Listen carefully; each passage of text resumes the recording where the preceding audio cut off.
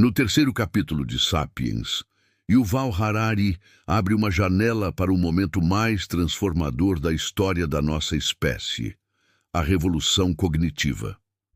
Antes dela, o Homo sapiens não passava de um primata comum, convivendo com várias outras espécies humanas, como os neandertais e os Homo erectus. No entanto, algo inédito ocorreu: o desenvolvimento de uma linguagem única, muito mais complexa do que qualquer forma de comunicação existente até então.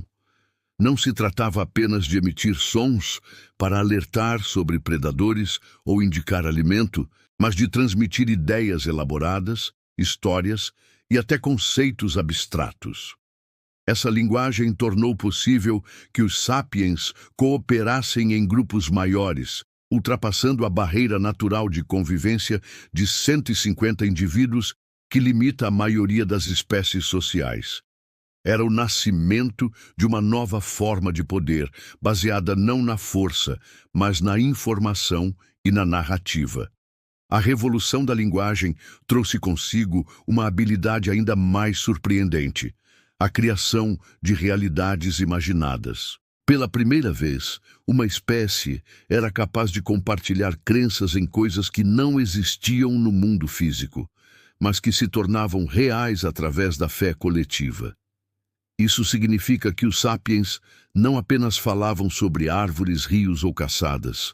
Eles falavam sobre deuses invisíveis, espíritos guardiões, leis inventadas e símbolos abstratos.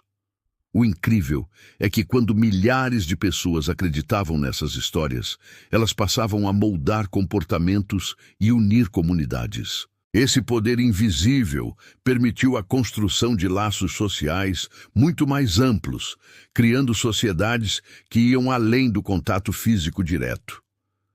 Foi esse salto cognitivo que plantou a semente para religiões, sistemas políticos, economias e até nações que existiriam milhares de anos depois.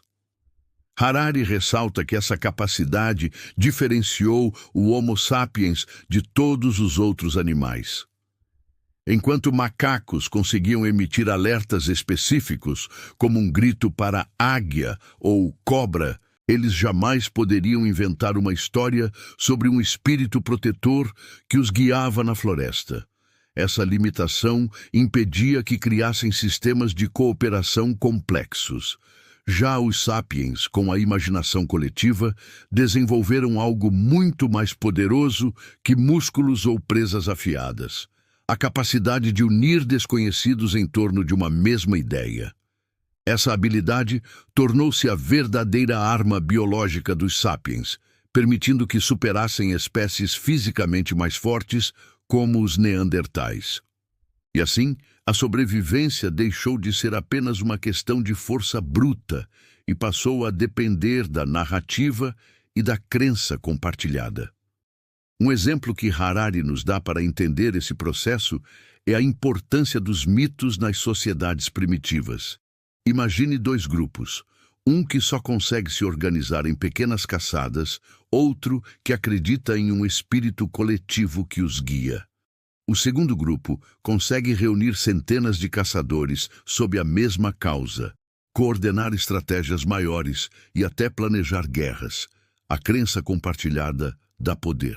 Essa é a lógica que, mais tarde, criaria religiões capazes de unir milhões em torno de um mesmo símbolo, ou impérios que governavam continentes inteiros sob a ideia de um destino divino.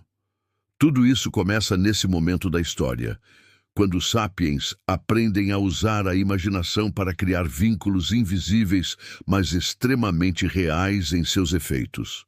Outro ponto fundamental do capítulo é o conceito de cooperação flexível. Diferente de abelhas ou formigas, que também vivem em grandes colônias, os sapiens não estavam presos a um instinto fixo. Podiam reorganizar suas sociedades, criar novas regras, mudar de crenças e adaptar suas histórias. Isso dava a eles uma versatilidade impressionante. Uma tribo poderia se unir hoje para caçar mamutes, e amanhã mudar completamente suas crenças para se adaptar a um novo território.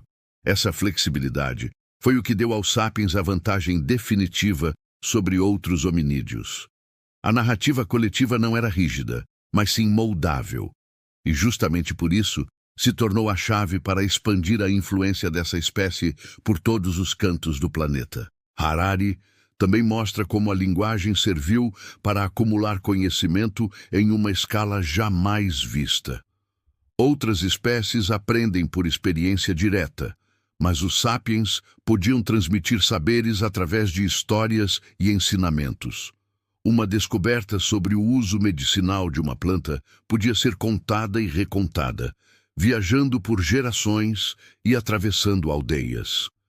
Esse mecanismo criou uma espécie de biblioteca viva, em que cada geração começava do ponto onde a anterior havia parado, acelerando de maneira exponencial o avanço da espécie. Essa herança cultural foi um motor de transformação tão forte quanto os próprios genes, porque permitia uma evolução rápida, baseada não apenas na biologia, mas também na transmissão de ideias. A revolução cognitiva também deu origem ao que chamamos de cultura. Antes dela, o Homo sapiens vivia em pequenos grupos, sem grandes distinções além da sobrevivência. Mas com a linguagem e a imaginação surgiram tradições, rituais, músicas, danças e símbolos. A cultura se tornou o fio condutor que unia comunidades e as diferenciava de outras. E quanto mais complexas essas culturas ficavam, mais elas criavam formas de organização social e espiritual. O que começou como histórias em torno da fogueira evoluiu para sistemas de crenças que explicavam o mundo e o lugar do homem dentro dele. Essa mesma cultura foi o motor que permitiu aos sapiens enfrentar ambientes hostis e colonizar territórios longínquos, sempre guiados por narrativas que davam sentido à vida.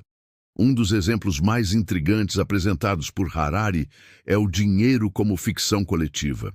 Diferente de ferramentas ou alimentos, o dinheiro não possui valor intrínseco. Seu poder vem do fato de que todos acreditam nele. Essa crença compartilhada é o que sustenta economias inteiras. O mesmo vale para bandeiras, leis e fronteiras. Nada disso existe na natureza, mas todos nós acreditamos, e é justamente essa crença que as torna reais. Essa lógica nasceu na Revolução Cognitiva, quando os sapiens perceberam que podiam criar sistemas simbólicos que organizavam multidões. Desde então, vivemos em um mundo construído muito mais por ficções coletivas do que por realidades tangíveis. Harari nos lembra que, apesar de tudo, essas ficções não são apenas ilusões passageiras, elas têm impacto real e profundo. Foi graças a elas que surgiram impérios, religiões e até a ciência moderna. Quando milhares de pessoas acreditam em algo, isso molda comportamentos, direciona guerras, cria economias e define destinos.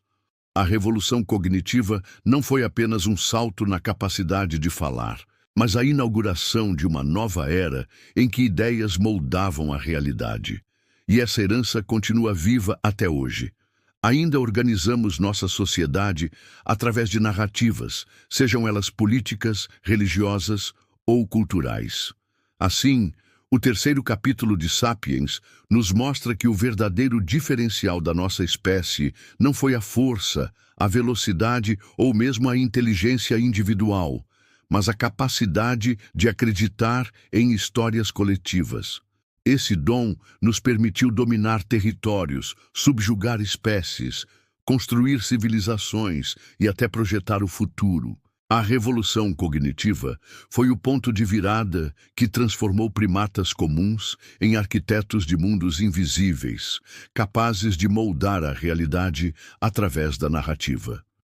E ao compreender esse momento, percebemos que até hoje vivemos dentro dessas ficções, que continuam a reger nossos sonhos, nossos medos e nossas esperanças. É nesse ponto que entendemos que o maior poder do Homo sapiens é, e sempre será, a sua imaginação compartilhada. E se você chegou até aqui, é sinal de que essa viagem pelo conhecimento fez sentido para você. Então, não deixe que essa experiência termine agora. Inscreva-se no canal e venha fazer parte de uma comunidade que busca entender o passado para decifrar o presente e enxergar o futuro. Cada novo vídeo é uma oportunidade de descobrir algo que pode transformar sua forma de ver o mundo. E sua presença aqui faz toda a diferença.